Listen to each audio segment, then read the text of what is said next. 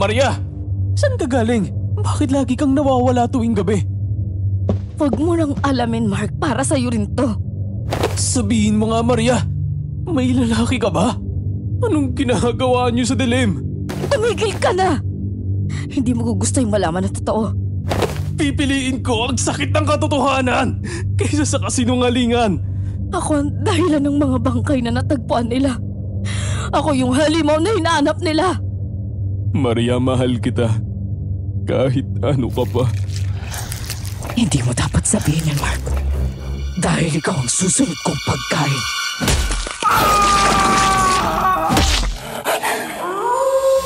Follow us sa aming bagong channel na Aswang Confessions. Kita-kits, don't forget Aswang Confessions.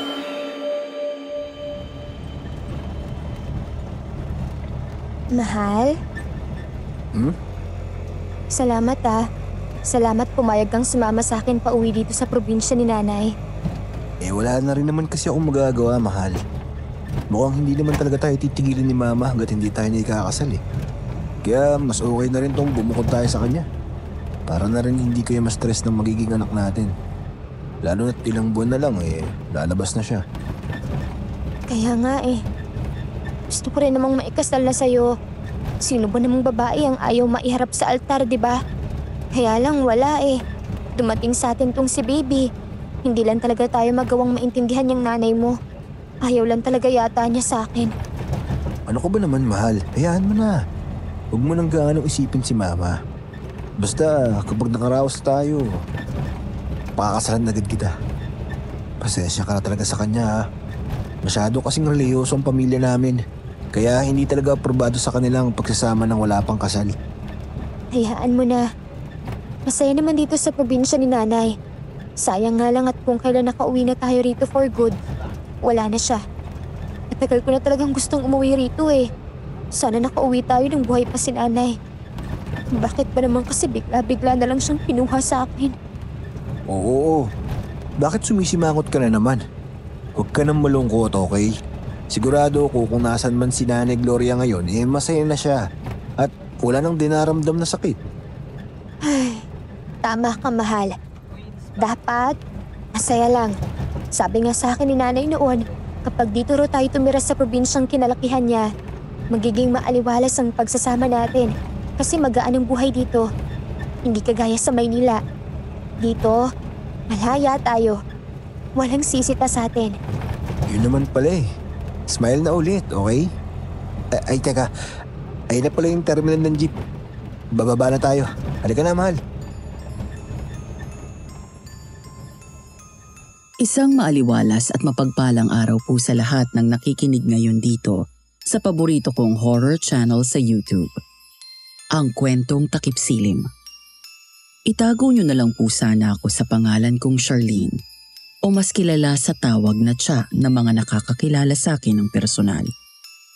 Ang kwentong ibabahagi ko po sa inyo ngayon ay nangyari noong batang-bata pa kami ng mister kong si Baste at bago lang kaming nagsasama. 20 anyos ako nang mapuntis ako noon sa panganay naming anak. Habang si Basti naman ay nasa 25. Pareho naman na kaming may trabaho noon. Pero laking pagtutol ng kanyang ina nang magdesisyon kaming magsama na sa iisang bubong. Kahit na hindi pa kami kasal. Itago na lang natin siya sa pangalang Nanay Dele. Ang noon ay biyanan kong hilaw na isa sa mga active member ng kanilang church. At talagang naging isang matinding hadlang noong una sa pagsasama namin ni Baste. Halos araw-araw, ipinaramdam sa akin ni Nanay Dele noon na kasalanan ang ginagawa naming pagsasama ng anak niya.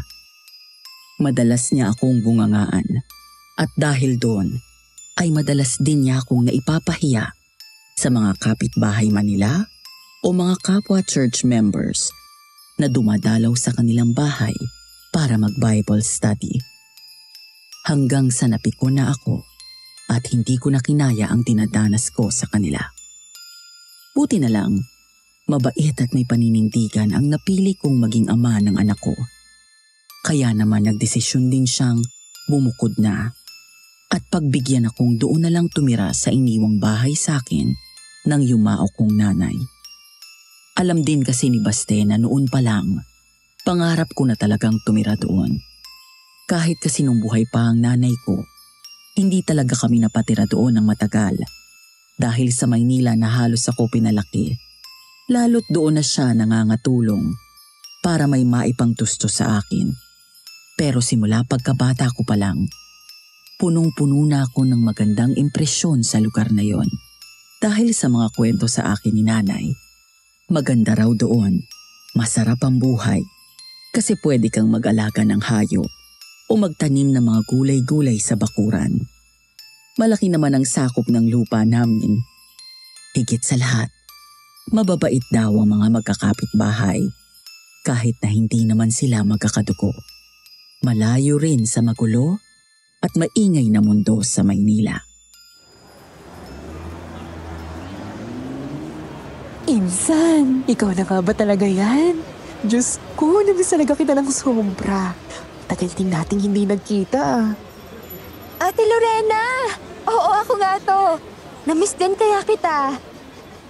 Grabe naman, Insan. Ang ganda-ganda mo. Parang lalo pang bumata ang itsura mo eh. Hula ko. Iyang ka sa pagbubuntis, no? Babae ang ipinagbubuntis mo. Ang galing mong manghula, ate. Oo, tama ka. Babae nga itong magiging anak namin.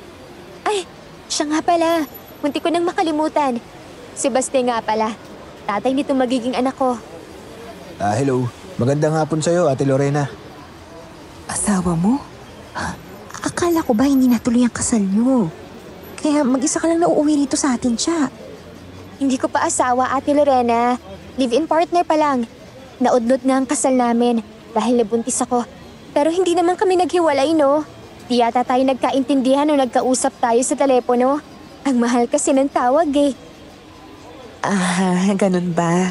Hindi ko lang yata masyadong naintindihan yung kwento mo. Sobrang saya ko nung nalaman kong uuwi ka rito sa atin. Siya nga pala. Hello din sa'yo, Baste. Tama ano? Baste ang pangalan mo. Oo, ate. Teka, bakit parang bigla kang namutla dyan, te? Ganun ba kagwapo to magiging mister ko, ha? Anong... Wala. Wala naman siya. Ito naman. Oo, siya nga pala. Ito nga pala ang anak ko, si Lawrence. Anak, bumati ka sa mga tito at tita mo. Ay, may bata pala dyan sa likod mo, ate. Ngayon ko lang napansin.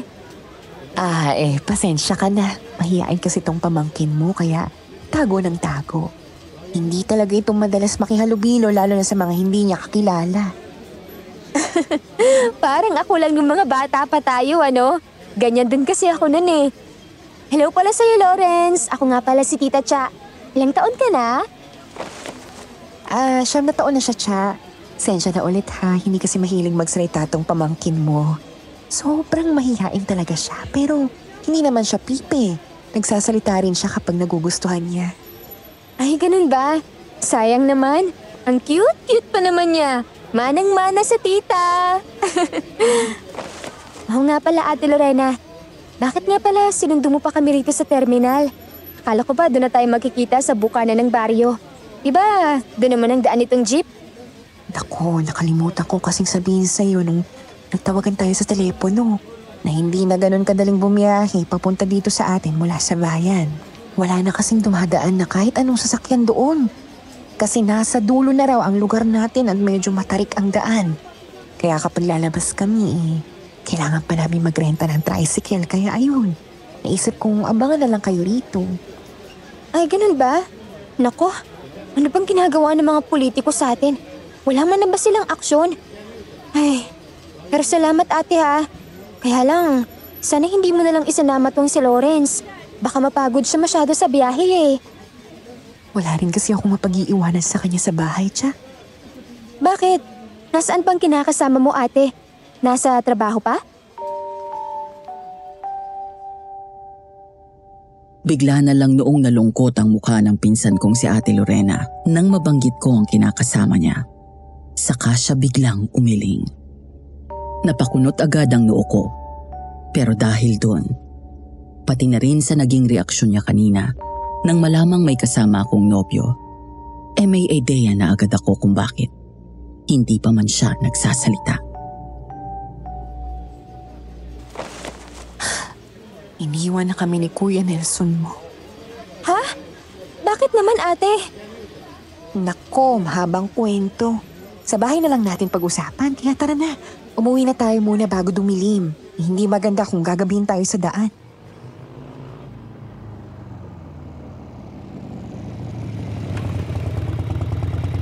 Ay, sa wakas. Nakarating din. Ito na ba yung sa inyo, mahal? Grabe, ang laki nga pala talaga ng bakuran nyo, no? Pwedeng-pwede nga tayong mag-alaga ng mga hayop dito, oh. O kaya magtanim ng mga gulay. Sabi ko naman sa'yo mahal, di ba? Isa pa, kapag nakabalik ka na ulit sa trabaho, hindi ka matatakot na iwanan muna kami ni baby. Dahil nandyan lang sa Ate Lorena sa katabing bahay, oh. Safe na safe kami rito. Trabaho? Ang ibig nang sabihin siya, aalis din dito yung kinakasama mo? Oo ate, kailangan niya kasing tapusin muna ang kontrata niya dun sa Maynila bago siya lumipat sa branch nila dyan sa bayan. Abay, maganda yun kung ganun. Ha?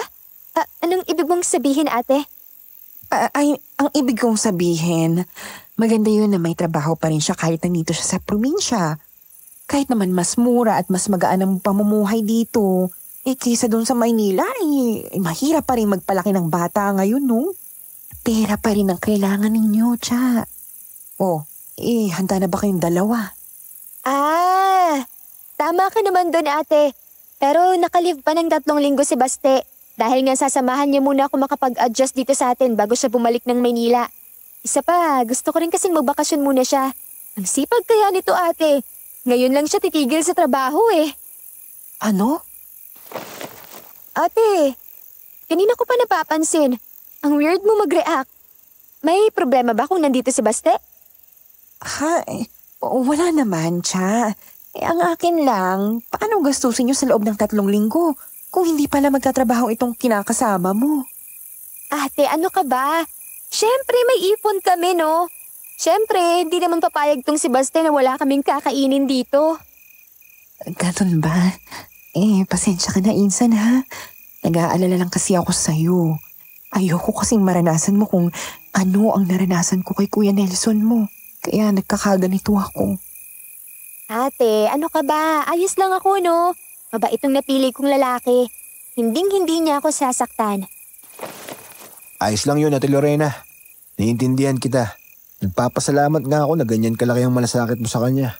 Pero malinis naman ang intensyon ko kay Cha. Makakaasa ka sa akin na wala akong ibang gusto kundi ang mapabuti sila ng magiging anak namin. Tinanguan lang ako ni Ate Lorena noon, pero maluha-luha pa rin ang mata niya at kita pa rin doon ang sobrang lungkot. Kaya talagang nagtataka na ako kung bakit. Ganun pa man, pagod na ako noon. Kaya ang gusto ko na lang muna ay magpahinga bago ako makipagkwentuhan sa kanya.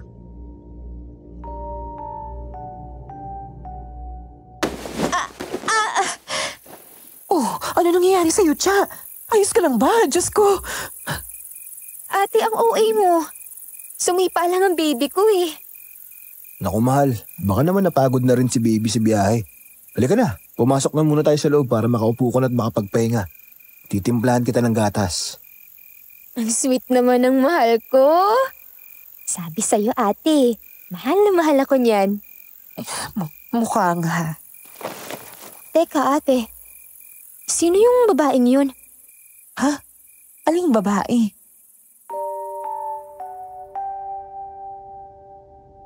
Itinuro ko kay Ate Lorena yung babaeng namataan kong nakatayo. Mga ilang metro ang layo mula sa bakuran namin. Nakatingin kasi sa amin ito na para bang sinisipat niya kami ng maigi. Kaya bigla akong nakaramdam ng pagkailang. Ayun ate oh, yung maganda sa kambistisang babaeng yun. Nakatingin dito sa direksyon natin. Wala yan, Cha. Anak yan ang bagong salta rito sa atin.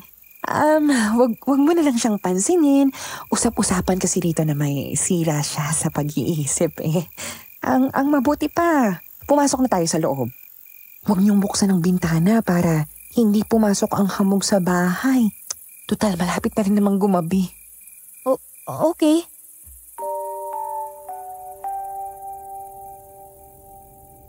Halos itulak na kami ni Ate Lorena noong papasok sa loob ng lumang bahay na iniwan sa akin ng nanay ko.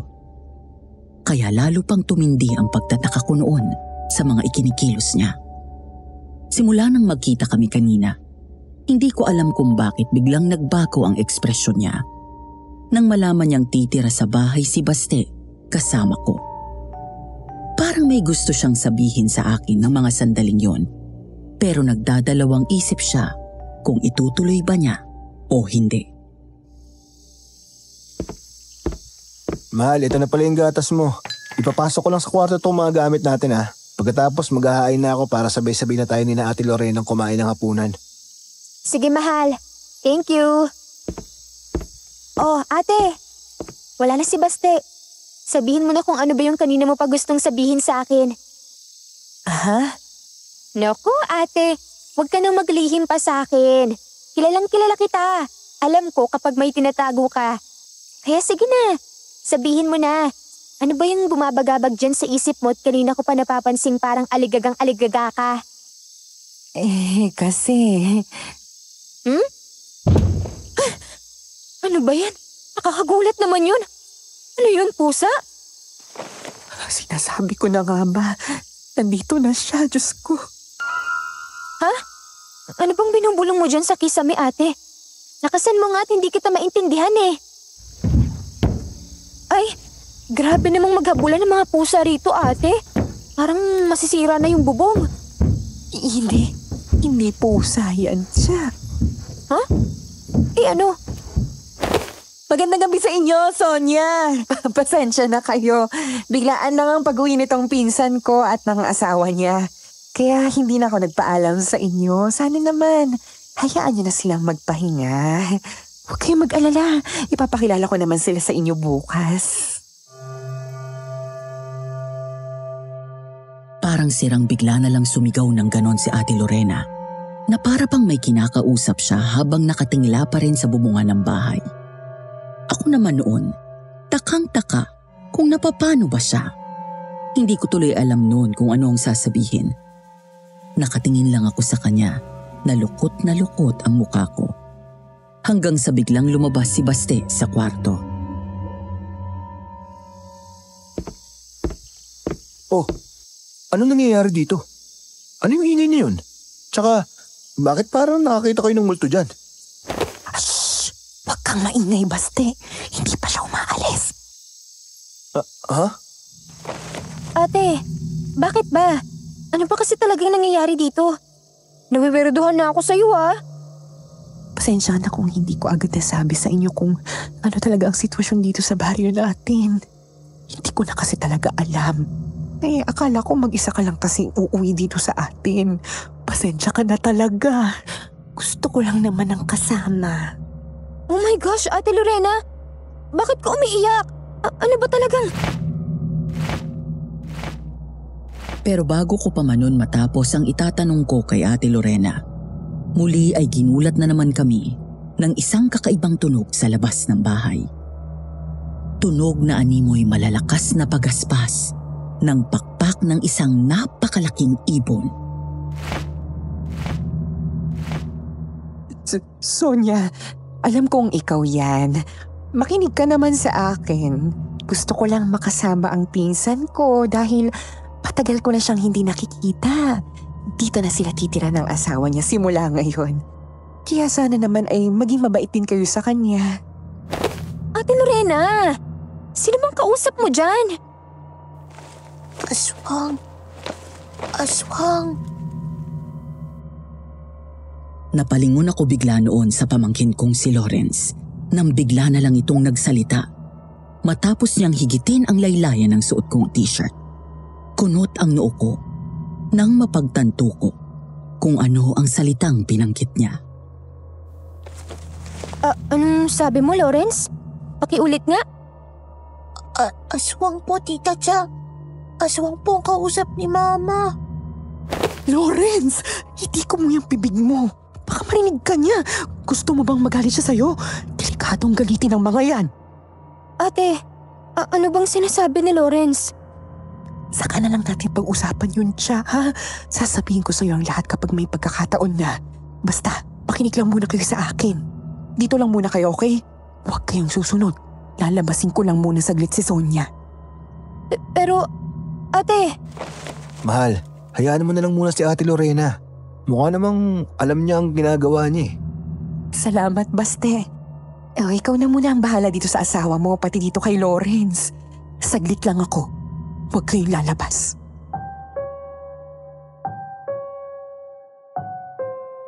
Wala na akong nagawa noon, kundi ang panoorin na lang si Ate Lorena na lumabas ng pintuan ng bahay namin na puno ng pagtataka sa kung ano ba talaga ang totoong nangyayari sa lugar na yon. Sobrang wala akong kaide-ideya. Naririnig kong may kausap si Ate Lorena sa labas ng bahay, pero hindi ko maintindihan ang sinasabi niya. Kaya naman naglakad ako noon papalapit sa bintana ng bahay. Hinawi ko yung makapal na kurtina noon. Tapos, saka ako sumilip sa maliit na pagkakasiwang ng bintana. Mahal, yung magandang babaeng nakita kong nakatingin sa atin kanina, yun ang kausap ni Ate Lorena. Teka, akala ko ba may sira sa pag-iisip yun? Teka, Lawrence, anong ginagawa mo? Bigla na lang akong hinila ni Lawrence noon palayo ng bintana. Pagkatapos ay ibinalik niya sa pagkakasara yun at inayos muli ang kurtina. Pagkatapos noon ay umiling din siya sa akin na para bang sinasabi niyang huwag ko na ulit bubuksan ang bintana at manatili na lang ako sa pwesto ko. Sumunod na lang ako. Kahit na nagtataka na talaga ako sa mga nangyayari at hinintay na pumasok ulit si Ate Lorena ng bahay. Lawrence, anak! Lawrence, buksan mo na ulit tong pinto! Si Mama Lorena mo ito! Agad na tumakbo si Lawrence sa pintuan at pinagbuksan ng mama niya nang kumatok ito maya-maya.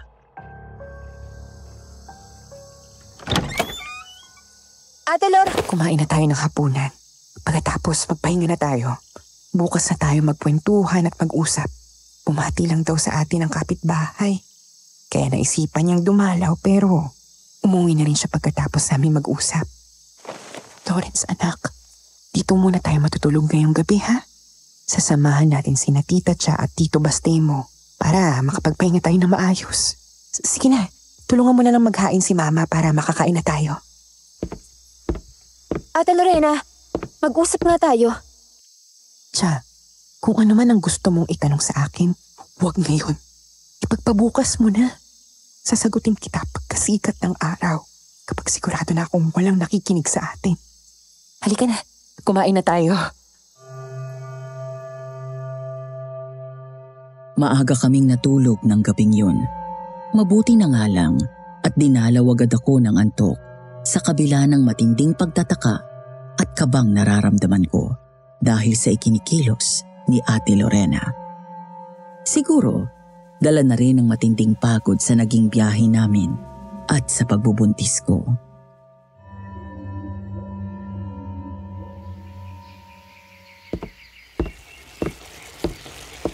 Oh, Cha, gising ka na pala. Tamang-tama. Maluluto na tong sinangag at itlog na tuyo. Upo ka na dyan at ipaghahain na kita. Salamat, Ate Lorena. Si Baste, tulog pa ba? Oo, ate. Pero siguradong gigising na rin yun maya-maya kapag naramdaman niyang wala na ako sa tabi niya. Kung ganun ikaw na lang muna kakausapin ko. Ikaw na lang din ang magparating sa kanya na sasabihin ko sa'yo. Pero bago ko simulan to, gusto muna kitang balaan. Kakaiba tong sasabihin ko sa'yo pero totoo at seryoso ang bagay na to. Tandaan mong hindi ako magsisinungaling sa'yo o gagawa ng kahit anong kwento para lang takutin ka. Okay. Diretsahin mo na ako, ate.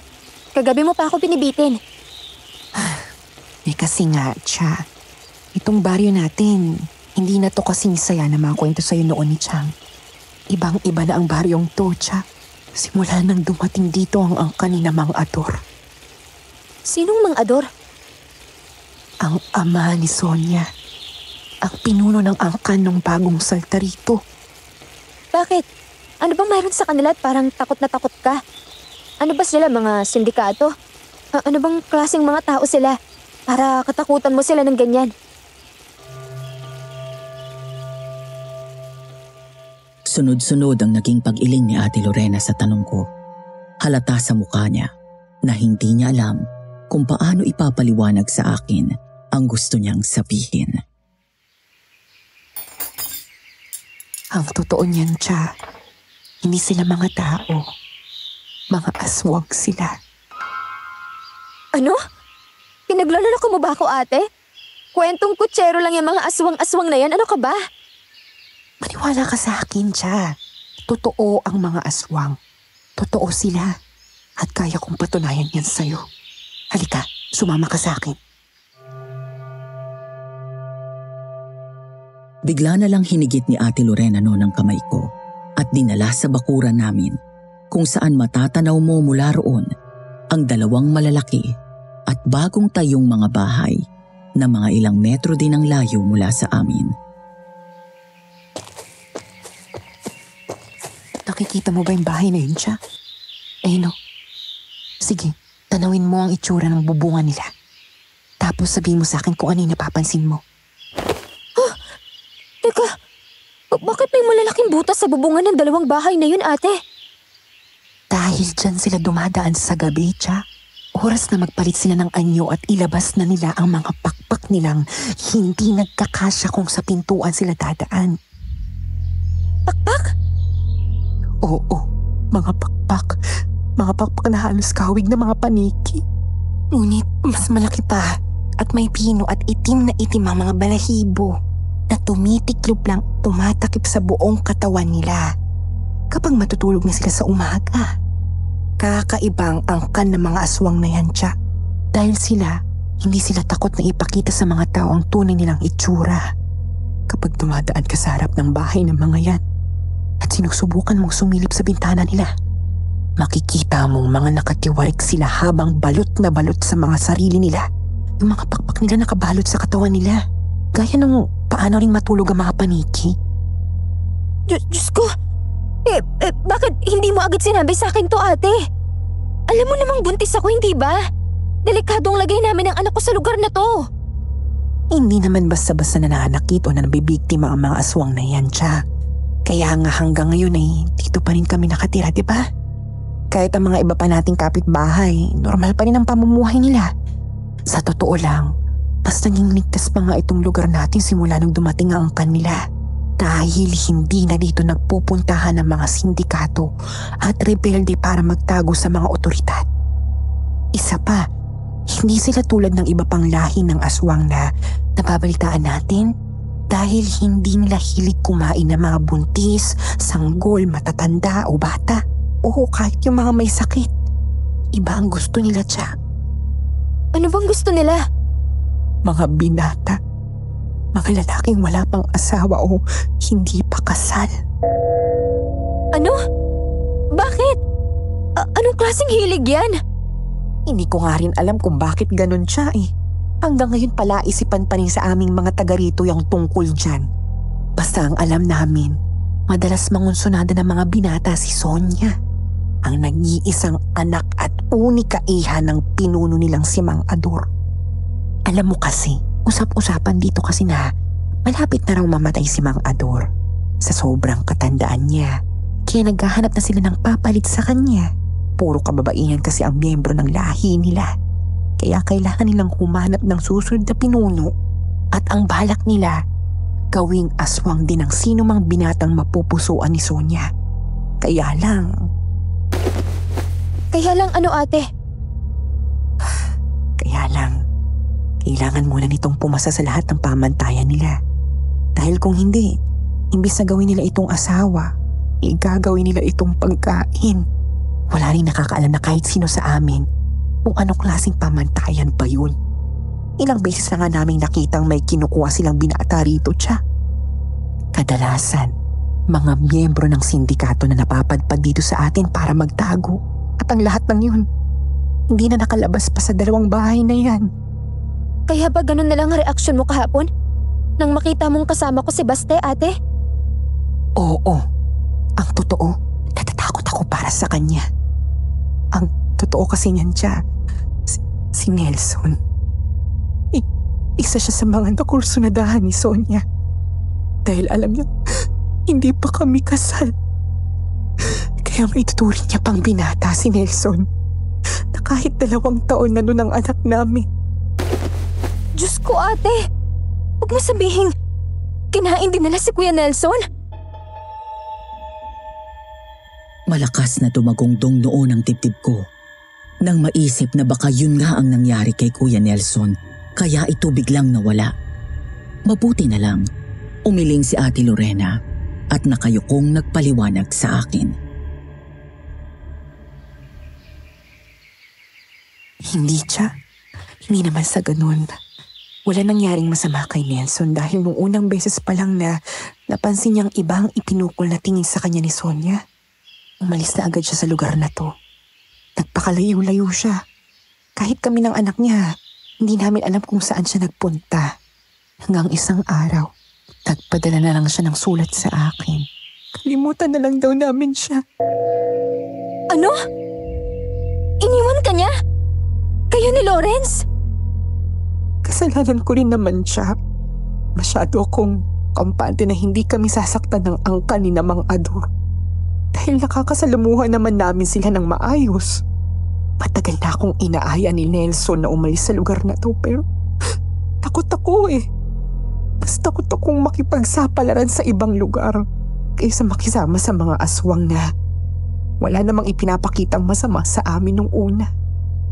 Bakit hindi pa rin kayo umalis nung tumakas si Kuya Nelson? Hindi ko kasi alam kung saan kami pupunta, Cha. Hindi nga ako marunong magbasa man o magsulat man lang. Saka, alam mo naman ang nangyari sa akin nung bata pa tayo, di ba? Ayaw kong maranasan ng anak ko kung ano ang naranasan ko nung napadpad ako sa Maynila na yan. Naging pulubi ako doon ng ilang taon. Lahat ng pang-aalipusta, pangahamak, pang-aabuso. Naranasan ko doon yun lahat bago niyo ko kinupkup ni Chang nung nalaman niyo ang sitwasyon ko. Bakit hindi mo ko sinubukang kontakin? Ate Lorena naman! Sinubukan ko, Cha. Pero nung nagawa kitang makausap, natatandaan mo ba yun? Sinabi mo sa akin kung ano yung sitwasyon mo sa binan mo. Pati na rin ang tungkol sa pagbubuntis mo kaya nagdalawang isip na rin akong magsabi sa'yo ng problema. Nung huli tayong nagkausap, akala ko hiwalay na kayo ni Baste. Kaya nagdesisyon kang dito na lang tumira. Kasi wala naman sanang magiging problema kung ikaw lang ang uuwi rito kahit buntis ka. Diyos ko, paano na ngayon yan, Ate Lorena? Paano kapag pati si Baste nakursunadahan ni Sonia? Huwag ka mag-alala. Sinasabi ko naman sa kanya kagabi na asawa mo si Baste at kakakasal niyo lang na 2. Kaya nga umalis na siya agad. Basta, wala dapat makakaalam na nagsasama kayo sa labas ng matrimonya ng kasal, ha? Hanggat maaari, dapat umakto kayong tunay na mag-asawa para hindi naman kayo mapahamak ni Baste. Saka, ito, suotin niyo to. Singsing? Saan galing to, ate? Bigay sa akin ni Nelson yan. Ang totoo kasi, bago nangyari ang lahat ng yun, nagpaplano na kaming magpakasal. Nag-iipon na lang kami nun ni kaso biglang dumating ang kanina Mang Ador. At ayun na nga, nangyari na ang mga nangyari. Sa totoo lang, gusto ko sanang sabihin noon kay Ate Lorena na babalik na lang kami ni Baste sa Maynila. Pero nagtatalo ang damdamin ko sa 2 dahilan. Una, ayokong patunayan sa biyanan kong hilaw na tama siya. Na hindi namin kayang mamuhay nang wala ang tulong niya. At pangalawa, naaawa ako kay Ate Lorena at sa pamangkin kong si Lawrence kung iiwanan namin sila ulit. Matindi kasi ang pinagdaanan ni Ate Lorena noong siya ay napadpad sa ibang lugar Kaya naiintindihan ko kung bakit ayaw na niyang umalis noon sa baryo namin na siyang naging comfort zone niya. Kahit pa sabihing may nakaambang panganib sa lugar na yon. Kung akong tatanungin, mas gusto kong bumalik na lang tayo sa Maynila, mahal eh. Pero kilala kita. Alam ko namang hindi ka matatahimik sa pag-aalala kung iiwan natin si Ate Lorena dito. Kaya sige, dito muna tayo hanggang sa makumbinsi mo siyang sumama na lang sa atin pabalik ng Maynila. Talaga, mahal? Ayos lang sa'yo? Oo, naawa na rin naman ako sa kanila eh. Hindi ko rin kayang iwanan na lang sila basta rito. Pero sana, makumbinsi mo siya agad, mahal. Huwag ka mag-alala, mahal. Mukhang safe naman tayo rito, sabi ni Ate Lorena. Basta yung sinabi ko sa'yo, ha? Tandaan mo, mag-asawa na tayo. Tinanguan ako ni Baste at pinisil ang kamay ko ng nakangiti. Matapos kong ipaliwanag sa kanya ang lahat at matapos naming magkasundong mananatili muna kami sa baryong yon hanggang sa makumbinsi namin si Ate Lorena na sumama na lang sa amin pabalik ng Maynila bago pa matapos ang 3 weeks leave niya. Napagkasunduan din namin na hindi na kami babalik sa puder ng biyanan ko at mangungupahan na lang sa ibang lugar pagbalik namin para makaiwas sa gulo. Pero sa kabila ng ngiti ni Baste noon, kita ko pa rin sa kanya na nag-aalala pa rin siya gaano man niya yon itago sa akin. Kahit nga yung ginawa niyang pagsuksok ng balisong noon sa tagiliran niya, nang malaman niyang aswang ang angkan ni na Sonia, ay hindi nakaligtas sa paningin ko. Nasa ganun kaming pag-uusap ni Baste nang biglang pumasok si Ate Lorena sa kwarto namin. Iba ang tinging ipinukol niya sa amin.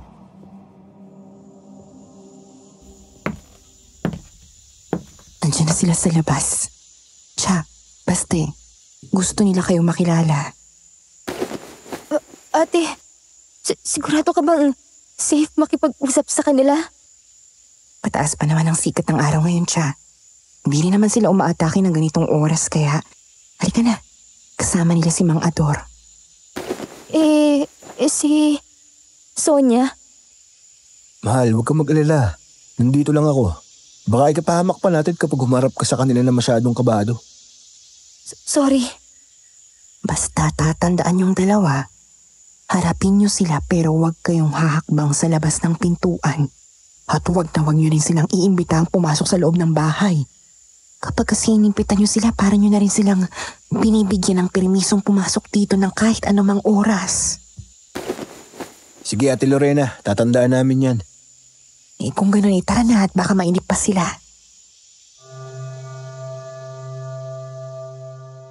Hinawakan na lang ulit noon ni Baste ang kamay ko at pinisil para bigyan ako ng suporta. Kaya naman, bumuga na lang ako ng hangin at nagsimula ng sumunod sa kanila ni Ate Lorena. Paglabas namin ng kwarto, natanaw ko agad na may mga tao nang naghihintay sa labas ng pintuan ng bahay namin.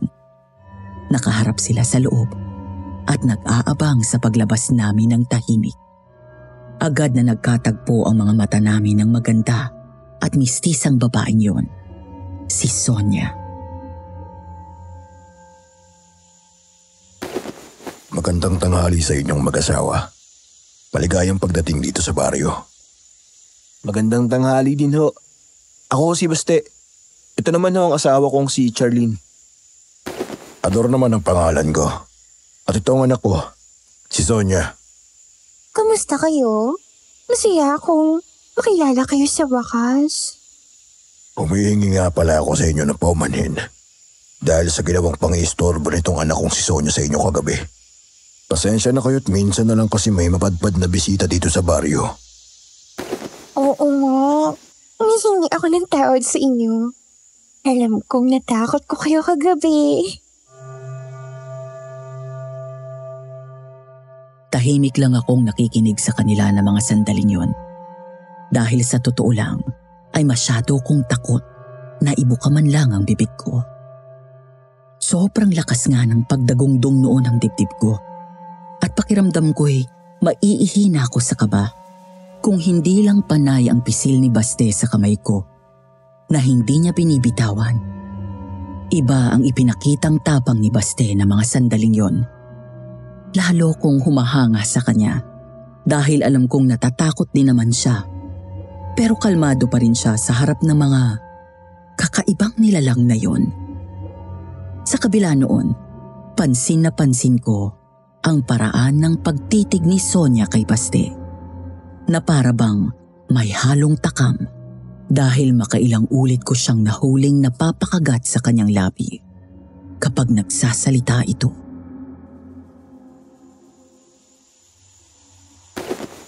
Alam kong alam naman ninyo kung ano kami. Mukhang nasabi na rin naman sa inyo ni Lorena. Kaya hindi na kami mapapanggap pa sa harap ninyo. Pero kahit na iba kami, huwag kayong mag-alala. Dahil hindi naman kami basta-basta nananakit ng mga taong hindi naman namin tinuturing na kaaway. Wala kayong dapat na ipangamba habang nandito kayo. Basta't makisama lang tayo sa isa't isa. Maganda ho kung ganun, Mang Ador. Asahan niyo kung pakikisamahan namin kayo ng maigi. Basta't maging ganun lang din ho kayo sa amin. Oo naman. Magiging mabait kami sa inyo. Kaya sana, huwag ka nang manginig sa takot yun, Charlene.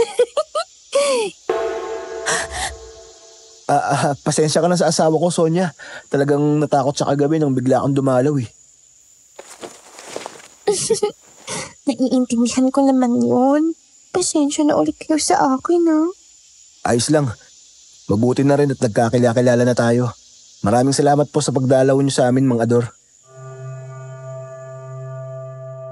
Ninitian pa ako ni Sonia noon.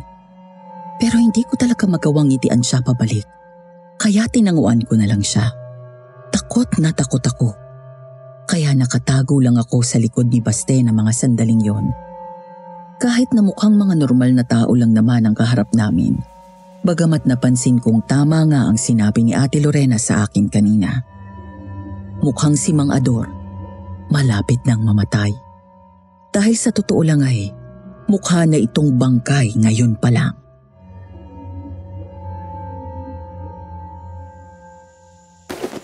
O siya, kung ganun tatapusin ko na itong pag-uusap natin ngayon.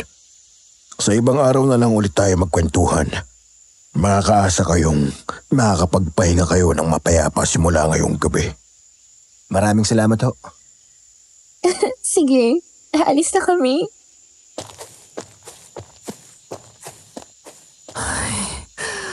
Ay, Diyos ko, salamat po.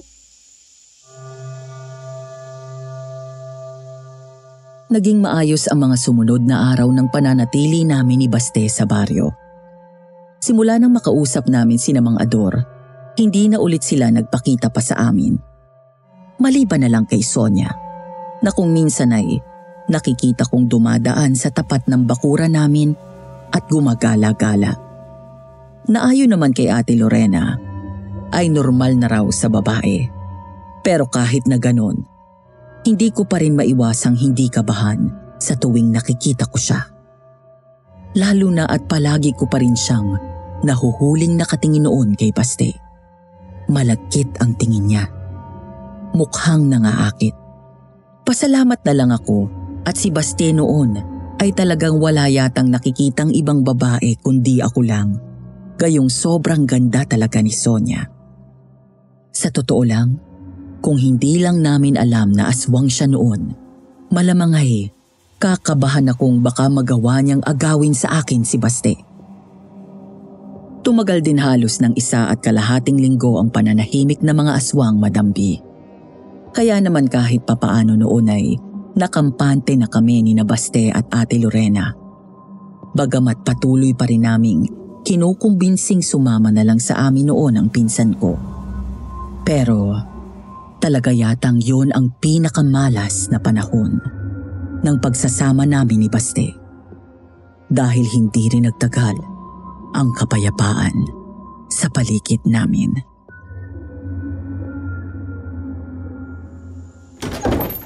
Sinasabi ko na nga ba't dito ko lang kayo makikitang dalawa? Nay, anong ginagawa niyo rito? Ano pa ba, Sebastian? di sinusundo ka. Sa tingin niyo ba, dahil sa ginawa niyong paglaya sa poder ko, titigilan ko na kayong dalawa? Nay, halina ho kayo. Sa loob na lang ho natin pag-usapan to. Hindi ako papayag. Bakit ha, Charlene? Nahihiya ka bang may eskandalo ka rito sa lugar niyo? Hindi ka nga nahiyang ayain ang anak ko rito pagkatapos mong magpabuntis sa kanya. Nay, ano ba? Pwede bang hayaan niyo na ho kami? Lumayo na nga kami sa inyo pero talagang sinundan niyo pa rin kami. Ay, talagang hindi ako titigil. Hindi ako titigil hanggat alam kong ang uniko iho ko nabubuhay pa rin sa kasalanan. Kailan niyo ba maiintindihan ang tanging gusto ko lang naman? Ang maikasal kayong dalawa. Ayoko lang na ipanganak niyo ang bata na isang bastardo dahil hindi pa kayo kasal. Malaking kasalanan sa Diyos yung ginagawa niyong dalawa. Literal na nanlaki ang mga mata naming tatlo ni Baste at Ate Lorena nang talagang ipagsigawan ng bagong dating na biyanan kong hilaw ang mga katagang yon sa labas ng bahay namin. Pero lalo pa akong kinabahan nang sa hindi kalayuan ay nakita kong nakatanaw sa amin si Sonia na ngayon ay may kakaibang ngisi sa labi habang titig na titig ito kay Baste. Sabi nang tumigil na kayo, Nay. Hindi niyo alam kung anong ginawa niyo. Sumusobra na kayo eh. Ano ba itong ginagawa mo sa akin, iho? Bitiwan mo ako! Bakit mo ako kinakaladkad? Uuwi na ho tayo. Kukuhanin ko lang ang mga gamit ko sa loob ng bahay at sabay-sabay na tayong babalik ng Maynila. Hindi na tayo ligtas dito. Ngayong alam na nilang sikreto namin dahil dyan sa kagagawan niyo, Nay. Ano? Anong sinasabi mo, Sebastian? Hindi kita naiintindihan. Mahal, narinig ni Sonia lahat. Alam ko, nakita ko siyang nakatitig sa akin, Cha. Kaya halika na. Mag-impake ka na rin ng gamit mo dahil aalis na tayo sa lugar na to habang may sikat pa ng araw. Diyos ko, Ate Lorena, sumama na rin kayo ni Lawrence sa amin. Oo nga, ate. Nakikiusap ako sa'yo. Sigurado akong kapag hindi nila kami nahuli, kayo ng anak mo ang pagbabalingan nila. Pero bago pa man matapos ni Ate Lorena noon ang isasagot niya, halos mapaigdat kaming lahat. Nang pagbukas namin ng pintuan ng kwarto, ay nakita naming nakadungaw sa bukas ding bintana doon, si Sonia. Titig na titig ito sa amin at ang lawak ng pagkakangisi na para bang napakasaya niya sa nalaman. Sonia, nakikiusap ako sa'yo. Hayaan mo na kaming makaalis. Maayos naman ang pinagsamahan natin, hindi ba? Sige, aalis na kami. Noon yun, bago niyo kami naisipang ninlangin. Ngayon, alam ko na kung bakit kahit na alam kong may asawa si Baste, ay hindi ko pa rin maalis ang matinding pagnanasa ko sa dugo niya. Yun pala, hindi pa pala siya kasal. Binata pa siya. Sonia, please. Magkakaanak na kami ni Cha. Hayaan mo na kami. Sisihin mo yung nanay mo. Ayos na lahat sana eh. Kaso, pakialamera. Kaya nabuko tuloy kayo. Ay, ano bang nangyayari dito, Sebastian, iho? At sinong babaeng yan? Pero wala nang sino man sa amin noon ang nagawang sagutin pa si Nanay Dele. Nang sa isang iglap, ay bigla na lang ibinuka ni Sonia nang napakalaki ang pakpak na tinatago niya sa kanyang likuran. Ni wala siyang pakialam noon kahit na bahagyang umuusok yon kapag tinatamaan yon ng papalubog na rin namang sikat ng araw na lalo pang nakapaghatid ng matinding kilabot sa buong katawan naming lahat. Diyos ko, anong klaseng nilalang yan? Aswang hunay! Isinara ko ng buong lakas noon ang bintana at mabilis na itinali ang kawad na panglak noon sa kawitan upang hindi na yun magawa pang buksan ni Sonia. Dahil doon ay sunod na kalampagan ang narinig namin sa labas. Pero maya-maya ay papalayong tunog naman ng pagaspas ng pakpak ang narinig namin. Biglang nanginig noon ang buong katawan ko sa sobrang takot. At nang mapansin yun ni Baste, ay agad niya akong niyakap. Pagkatapos, Masama ang tinging ipinukol niya sa kanyang ina, na sa sobrang galit niya noon ay nagawa niyang sigawan. Tignan niyo kung anong ginawa niyo. Hindi lang ako ipapahamak niyo dahil sa masyado niyong pakikialam sa aming dalawa ni Cha. Pati ang sarili niyong apo at sina Ate Lorena madadamay. Nakakahiya kayo, Nay. Naturingan kayong makadiyos pero hindi niyo alam kung paano maging makatao. Mahal, Hindi. Huwag mo na akong pigilan, Cha. Matagal na ako nagtitipid dyan kay nanay. Matagal na niyang pinahihirap ang buhay natin. Alam niyo ba, Nay? Kung hindi sana kayo walang tigil ng pakikialam sa amin, di sana kasal na kami noon pa. Bakit ba hindi ko nagawang alokin agad ng kasal si Cha noon? Hindi ba dahil pinautang niyo ang perang inipon ko sa isang may sakit na ka-church member niyo na sumakabilang buhay na rin? At kung hindi lang sana kayo naging malapit kay Cha, hindi na sana namin kinailangan magpunta rito. At hindi na sana manganganib ang buhay namin dahil sa mga aswang na yan na kumukursunada sa akin ngayon. Baste, please. Tama na yan. Hindi to ang oras para magsisihan tayo. Kailangan na nating dalian dahil siguradong ipinapaalam na ni Sonia sa buong ang kanilang nangyari. Diyos ko po, ano itong nagawa ko? Patawarin niyo ako, anak. Patawarin niyo ako. Napaluhod na lang si Nanay Dele noon sa sobrang pagsisisi. Matapos niyang malaman ang tunay na nangyayari ng mga sandaling yun sa paligid namin. Pero dahil wala na kaming oras pa, minabuti ko na lang na kumbinsihin siyang kumilos na para makaalis na kami habang may sikat pa ng araw sa labas. Bilisan niyo na, Cha. Tumakas na kayo. Ikaw na bahala kay Lawrence, ha? Ano? Anong ibig mong sabihin, Ate Lorena? Patawarin mo ko, Cha. Pero hindi tayo makakaalis sa baryong to. Wala na tayong oras. Malapit nang lumubog ang araw. Wala rin tayong masasakyan. Kaya siguradong mahahabol nila tayo bago pa tayo makarating sa bayan. Pero, Ate Lorena! Ate Lorena! Cha, wag mo na siyang habulin. Wala na tayong magagawa kung ayaw talaga niyang sumama sa atin. Diyos ko, paano na si Lawrence? Wala na tayong magagawa, Cha. Halika na.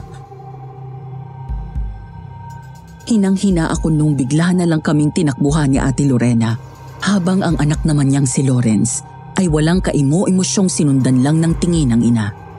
Wala akong nagawa kundi ang hawakan na lang ang kamay niya at higitin para makalayo kami.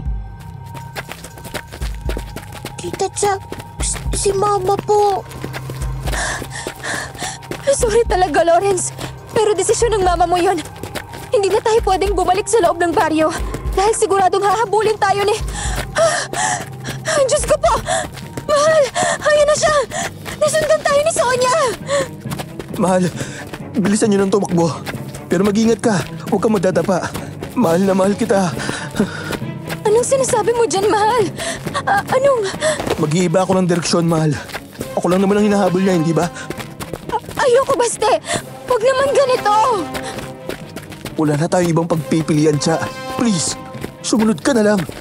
Pare-pareho tayo mapapahamak kapag hindi natin ginawa to. Anak! Nay, huwag na rin kayong kumontra. Ginagawa ko to para sa magiging anak ko. Hindi ako papayag na mapahamak ang mag-ina ko. Lalong-lalo na ang bata. Hindi pa man niya nasisilayan ang mundo. Kaya sige na. Sumunod na kayo sa akin. Umalis na kayo. Hindi ako papayag, Baste! Anong ginagawa niyo? Nay! Bibitiwan niyo ako! Bigla na lang akong hinawakan ni Nanay Dele noon sa braso at sinimulang higitin palayo. Sinubukan kong pumiglas pero hindi ko alam kung paanong hindi ko kayang pumalag sa kanya. Ang lakas pa rin ni Nanay Dele noon kahit na may edad na siya. Palibhasa ay mataas siyang babae at malaki ang bulto ng katawan na siyang pinagmanahan ni Baste. Narinig mo ang sinabi ng anak ko, Iha. Halika na! Pero Nay! Patuloy pa rin akong nagpupubiglas noon sa kapit sa akin ng biyanan kong hilaw. Nang bigla na lang kaming magitla sa malakas na pagsigaw ni Sonia na noon ay lumilipad sa ibabaw ng ulunan namin. Napatingala kaming lahat, pati na rin si Baste, na noon ay akmasa ng tatakbo sa kabilang direksyon. Tingnan niyo. Bumabalik ang halimaw sa loob ng baryo. Ganon din yung iba pang aswang na kasama niya. Nagliliparan sila pabalik. Ano nangyayari? Si Mama po. Anong ginawa ng mama mo, Lawrence? Pero hindi na ako nagawang sagutin ng bata. Dahil ito naman ngayon ang nagsimulang magtatatakbo pabalik sa baryo. Sa pagkakataong yon, hindi na ako nagpapigil pa at bigla ko na lang sinundan si Lawrence. Hinabol ko siya sa pinakamabilis na paraang kaya ko. Alam kong delikado ang ginawa kong yon at sigurado kong may magsasabi sa inyo na katangahan ang naging desisyon ko. Pero hindi talaga kaya ng konsensya ko na hayaang makain lang o masaktan ng aswang ang pamangkin ko. Cha, ano ba? Tumakas na tayo habang may pagkakataon pa. Bilisan mo na, Iha! Pero hindi na talaga ako nagpatinag. Kahit na anong tawag sa akin ni Baste at ng biyanan ko. Basta lang tumakbo ko at sinundan si Lawrence. Hanggang sa makabalik kami sa bahay na tinuluyan namin ng ilang araw. Ni hindi na ako tumingin noon sa paligid. Pumasok na lang ako sa bahay dahil sa sobrang pag-aalala ko kay Lawrence nang hindi iniisip na baka may naghihintay sa amin sa loob. Mama! Cha? Ate Lorena? Ate Lorena, ano nangyari sa'yo? Bakit duguan niya ang kamay mo? Huwag kang mag-alala, Cha. Hindi naman sa akin ang dugong to. Anong ginawa mo, ate? Ginawa ko lang kung ano ang dapat ay matagal nang ginawa ng taga rito. Anong ibig mong sabihin? Wala nang aswang na manggugulo rito, Cha.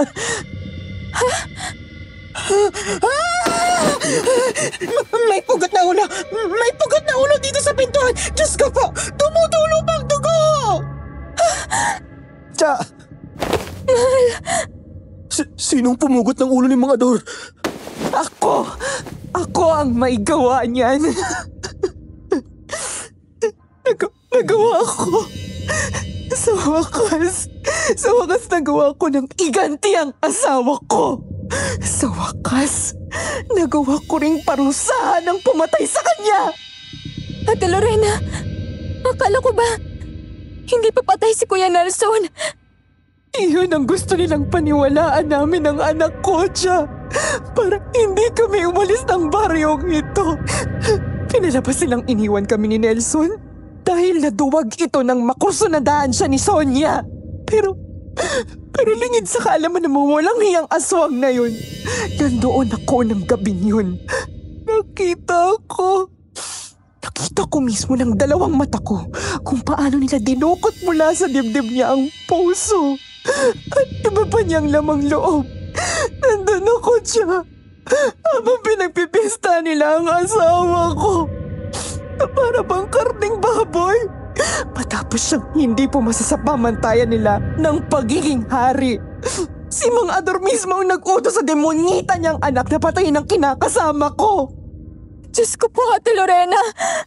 Kaya ba ayaw mong umalis sa baryong to? Naghihintay ka ng pagkakataong makaganti sa kanila. Ganun na nga, Cha. Pasensya na kayo at nadamay ko pa kayo. Narinig niyo ba yun? Siguradong galit na sila ngayon. Lalong-lalo na si Sonia. Paano yan, Ate Lorena? Paano kung balikan tayo ng angkan ni na Sonia? Halika na! Umalis na agad tayo rito! Hindi. Huwag kayong mag-aalala, Cha. Basta, dahil hindi nila gagawin yun. Paano ka naman nakakasigurado dyan, ate? Diba? Nabanggit mo sa amin nung mga nakaraang araw na delikado sila at iba sila kung magalit. Oo nga naman, ate. Nagawa mo naman ang gusto mo, di ba? Naiganti mo na ang asawa mo, kaya halika na. Sumama ka na sa amin sa Maynila. Huwag kayong kabahan.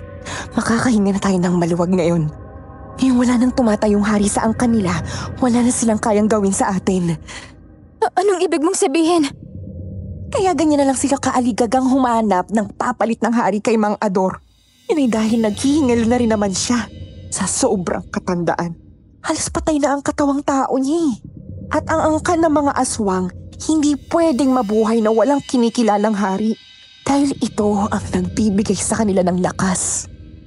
Hindi nila kaya kapag wala silang hari. Mahina sila. Kaya nakakasigurado kung hindi nila magagawang sugurin tayo. Sa wakas, Cha. Sa wakas, malaya na ulit ang baryong ito. Eksaktong pagkasabi noon ni Ate Lorena, bigla siyang tumanaw sa hanggang ngayon ay nakabukas pa ring bintana ng bahay namin.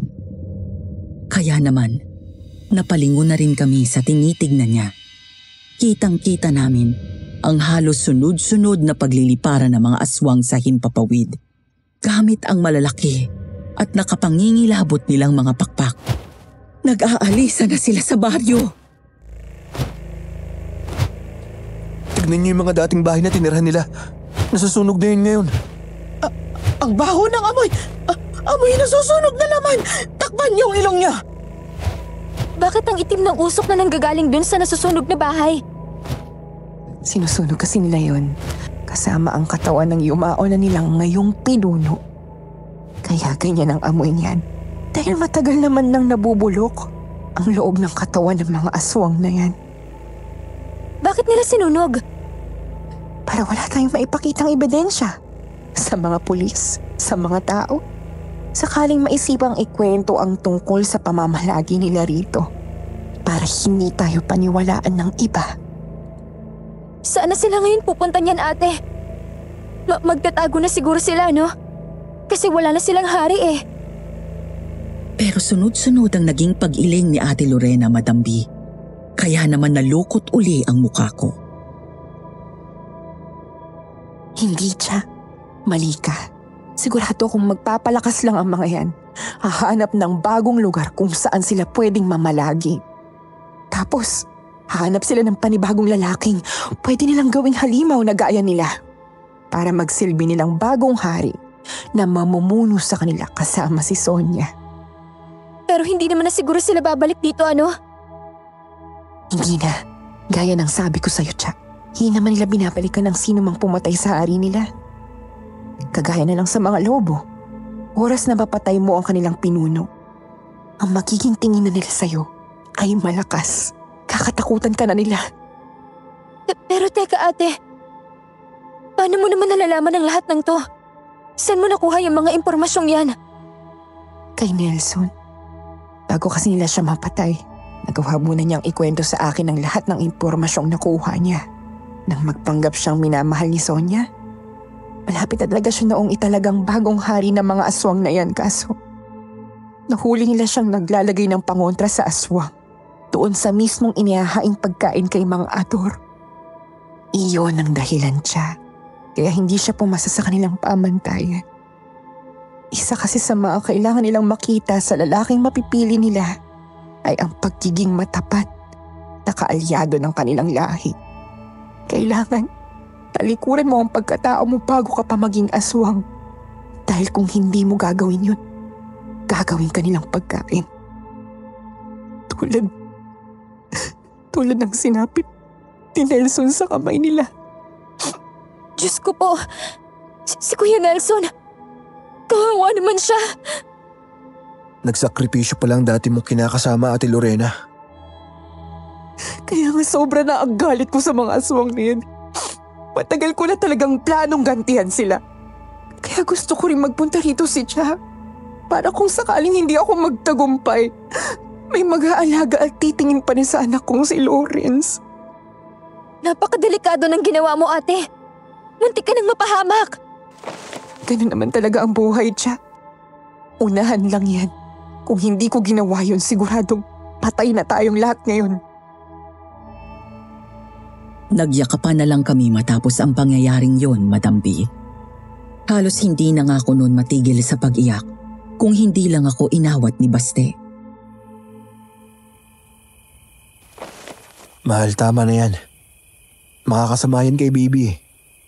Naghalo-halo na kasing emosyon ko, mahal. Takot, awa, at saya na sa wakas. Okay na rin tayo. Ito ang gatas, Cha. Inumin mo at nang makalma ka, Pagkatapos, magpahinga na lang din muna tayo, ha?